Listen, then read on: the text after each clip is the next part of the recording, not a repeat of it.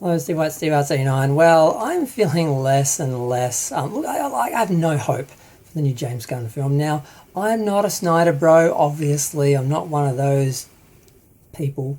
I mean, I didn't particularly like the Snyderverse films in that they were very dark and grim and that, but they did take the characters seriously, and that was more important to me, or is important to me. So I did like them on one level, but I also had issues with the other level. And the problem now with DC is they're trying to be Marvel, and unfortunately they've gotten James Gunn, who has no idea how to.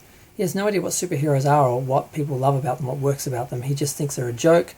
He has a juvenile mentality, and he just, I guess, thinks that if he makes a film that's a joke where the characters are just, parodies or just ridiculous, and has a juvenile sense of humor and a juvenile mentality, then like he'll, sell a bunch of tickets to 15-year-olds and the film will be a hit and they'll launch, the DCU and everything. It's like, no, this film's going to crash, it's going to burn, he's going to be blamed for it, and he's not going to care because he's a narcissist, and he's just going to move on to the next thing like, it's all about him. So I have really no hope for this, and just so many things lead to it, like Peacemaker.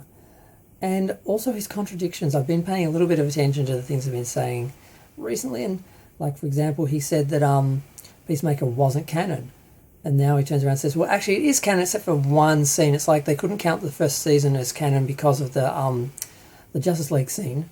So then he says, no, it's canon except for that scene. Well, it doesn't work like that.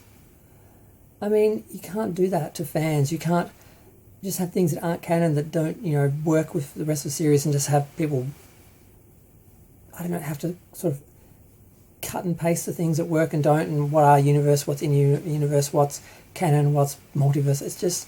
It's bad enough to have multiverses and different universes and different eras, but then to say even those are inconsistent within themselves. And then to also say that this new show, Creature Comforts, which is an animated show, which is stupid. It's basically the Suicide Squad except with old Universal monsters, because they can't use humans, so they go and find monsters. It's stupid. I don't know if it's any good or not. I haven't watched it, but it's stupid. And apparently this is the first canon thing we're seeing from the new universe. We're being told this is canon, this show. So yeah, it doesn't look good. I mean, you don't launch a movie series and a franchise or a universe for a franchise like this on a streaming show, an animated streaming show for a live action movie era. Like, what is it? What are you trying to launch? It's just so many things that are just wrong. His attitude with the former Superman, mocking things like when they destroyed Cavill's uniform and stuff like that. He thought that was funny, that when they were doing the auditions for the other Supermen, instead of having them put on some generic Superman costume or have a replica made or something, apparently they use Henry Cavill's real suit, and because they're both different builds than him, and they made out that they were bigger than him, like Henry Cavill was so they're baiting. It's like they're baiting the Snyder Bros by trashing Henry. Now, I'm not a big fan of him. He's cute, he seems nice, I don't have any issues with him, but I'm not one of those people who thinks he's God. I do think he got an absolute short end of the stick with just the way they ditched his second Superman film, and then they went to the Justice League and they changed it to the Justice League, and then they sort of cancelled the whole thing, and then they said he was coming back, and they had him do a cameo in Black Adam, whatever it was. I still haven't watched it. I seen the cameo, but that's it. I think it was in that. And then he told him he was coming back, and he made an announcement to the fans, and then they had to walk it back because they decided to go back on that again. It's just been a complete mess. And then to just sort of mock him on top of that, when it's like he's just trying to trigger the Snyder Bros, and just his attitude to the whole thing. He thinks it's a joke, he thinks it's for fun. He doesn't get that people actually love these characters and they're important to them, and he doesn't get that there should be a generation of children seeing these characters and being inspired to be better like we were, to admire these superheroes and look up to them and want to be like them. There's nothing like that in his superhero sort of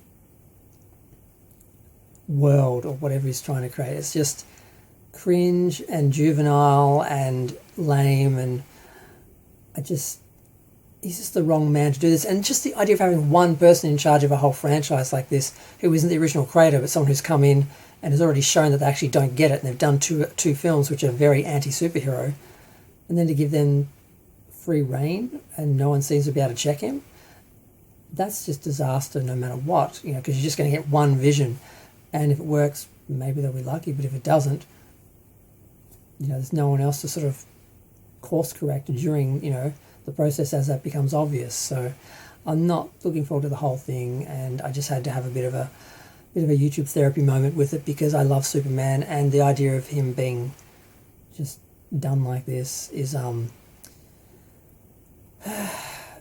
it's just stacked onto all the other sort of insults and disrespect and bitch slaps and turkey slaps that you get from all these franchise owners and studios and everything as a fan, and it just makes you just lose interest.